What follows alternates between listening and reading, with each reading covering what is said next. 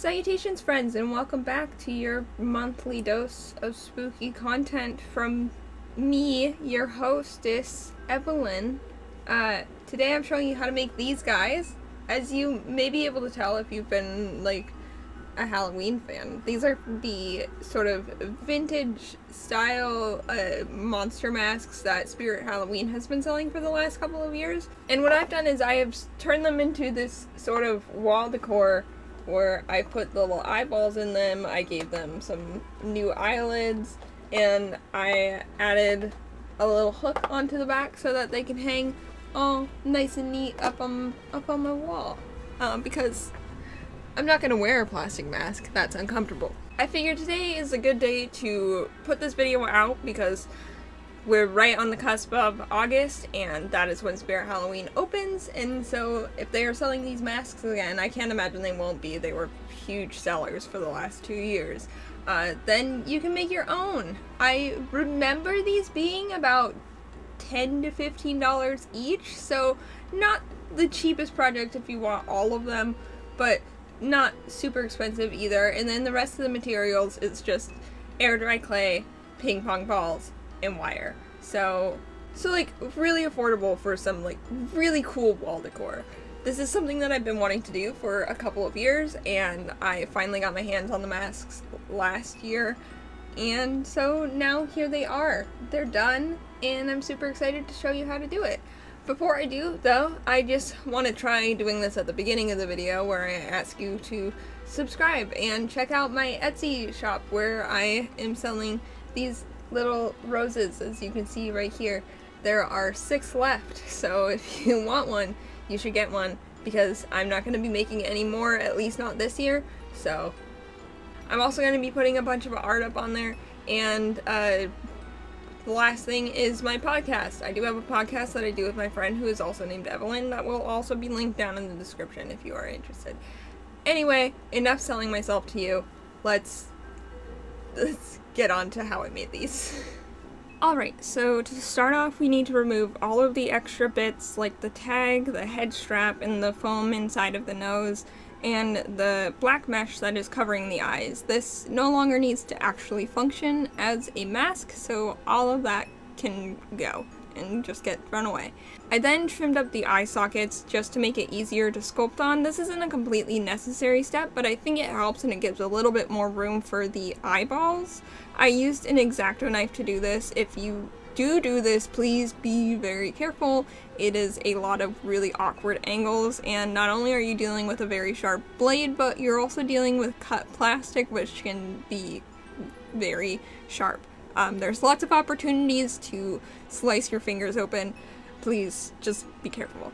And then once all of that is done and we've got everything removed, then we can move on to sculpting. Okay, so I'm gonna try to do like a talk as I go sort of thing for this guy, because I think that will be easier. If it doesn't turn out, then this is gonna be sped up in a voiceover, so you're not gonna hear me talk anyway.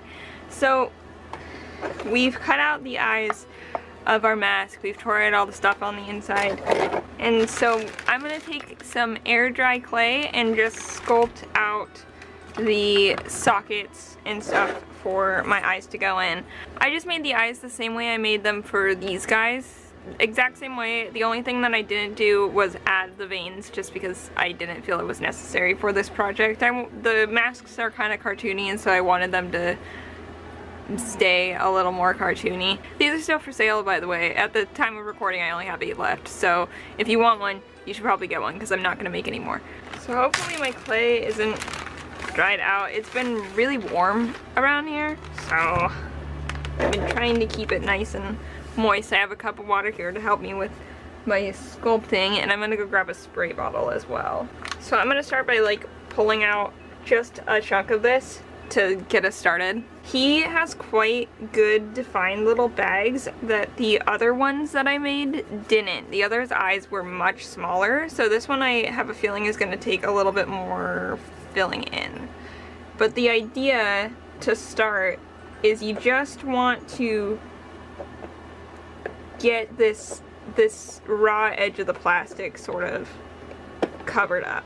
So you kind of want to just wrap it around the back just so that it's secure on there. That way as it dries, it'll sort of dry onto the shape of this and you're not gonna have to really worry about it coming off. I haven't had a problem with the other ones, especially if these are just going up on the wall.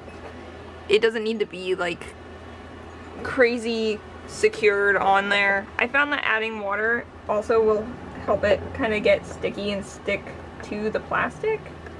So if you're having trouble getting it to stay on the plastic, wetting it just a little bit, not to the point where it's like soggy, but just a little bit sticky is a good way to do it.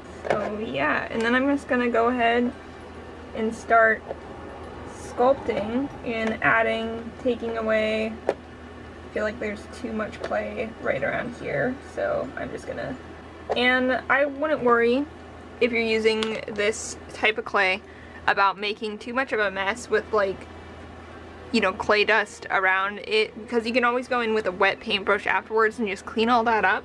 It was important for me that I kept the texture and the shape sort of true to each of these monsters. So as I go along, I'm gonna just start sort of trying to blend it into the rest of the area as much as I can. So for him, he's got a lot of, for this guy, he has a lot of like divots and little scars and marks all over the place. So I'm gonna try to keep that on my mind as I go along. But he's also decayed and dry and sort of rotting away.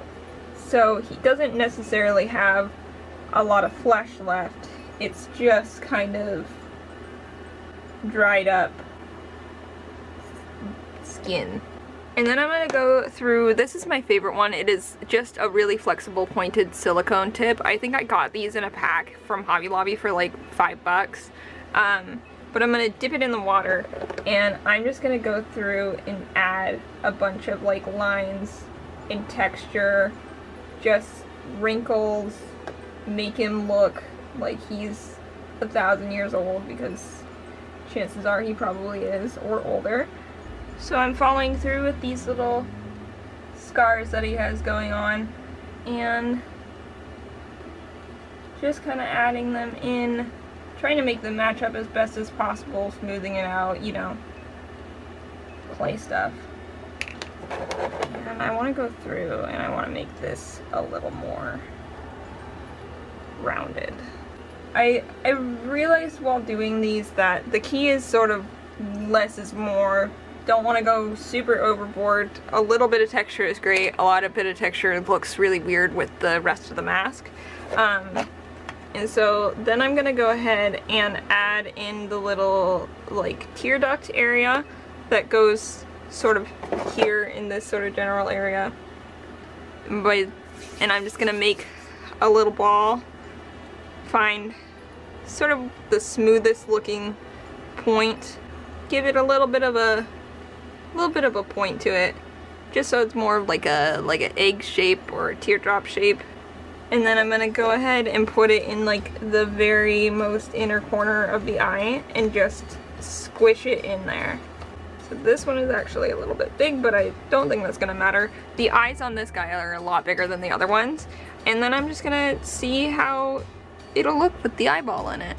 And I think that's gonna look pretty sick. So I'm gonna squish the eyeball in it just a little bit, just so that there is a little nice hole for it to fit into when I go to glue it in once this is all painted and dry. And then I'm gonna do the other eye the same exact way, and I'm not gonna talk for this one, I'm just gonna speed it up. So here you go.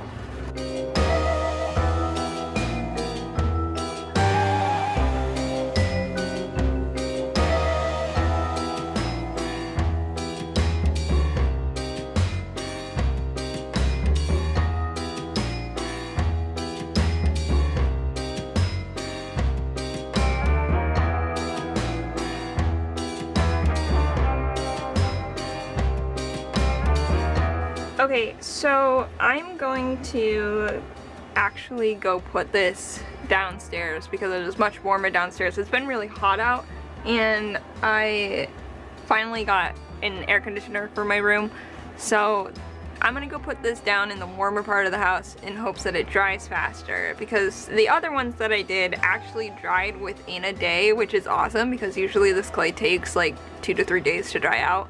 So I'm gonna go put it down where it's warm, and hopefully I'll be able to finish these tomorrow. And back to the voiceover. I went in with my jelly gouache since a lot of the colors I needed were very similar to ones that I had in the palette. You can also use just regular acrylic paint, but I like to use the watercolor gouache because much like the clay, you can clean up your mistakes really easily with a wet paintbrush afterwards. I started with a flat base of a light color and then went in layer by layer, color matching to the mask with a sort of yellow ochre color, a dark brown for the shadows, a green, a yellow, and then a white for the highlights.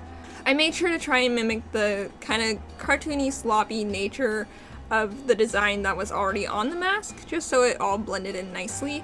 I finished it off with some deep red in the waterline in the tear duct, just to add a little bit of creep factor, like to make it look a little bit more alive. And then I cleaned up all around the clay. Again, I just used a wet paintbrush and a paper towel to sort of wipe all of the extra paint and whatnot off of the plastic. I then sealed it all in with a layer of glossy Mod Podge just to try and mimic the shine of the plastic, and then I hot glued in the eyeballs off camera because my glue gun cord just couldn't reach to where I was filming. And finally I added a piece of wire so that I could hang it up. I measured the wire to be just a little bit longer than the width of the mask, and then I bent hooks at the end in a little triangle point in the middle, and I slid the wire through the holes from where the straps used to be since they were already there, and that way I didn't have to use any other sort of glue or whatnot. It's just very easy sort of hanging system. I originally wanted to cut wood backing for these guys, but I didn't have the materials to do so at the time, and I didn't really want to buy any new materials, so this is gonna work for now, and it actually works really well. And then I just stuck a nail on the wall. You can use a command strip or a tack or whatever. These guys don't weigh very much. They're just air dry clay, ping pong balls, and a little bit of plastic. And he's set with all of his friends.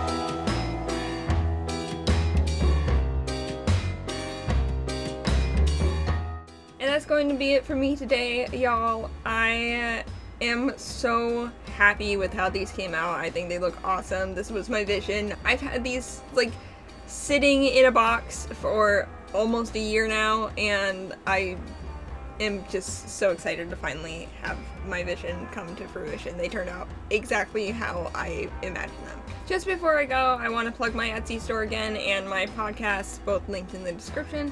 And if you enjoyed this and you want to see more, I started doing this thing where on the last Friday of every month I put out spooky content, spooky DIY most likely. So if that is interesting to you, or if you would like to see more of what I make and what I do, then you can go ahead and subscribe. I would love to have you here. That would be very fun. I also put out non-spooky content, so, you know, you take what you can get. My channel is kind of all over the place right now. If you like this video, you can maybe give it a like or dislike, leave a comment. I don't know, do whatever you want. You have free will, you're a human being. Yeah, thank you for watching. I hope you have a great rest of your day, rest of your week, rest of your weekend, rest of your life. Don't forget to wash your hands. Goodbye.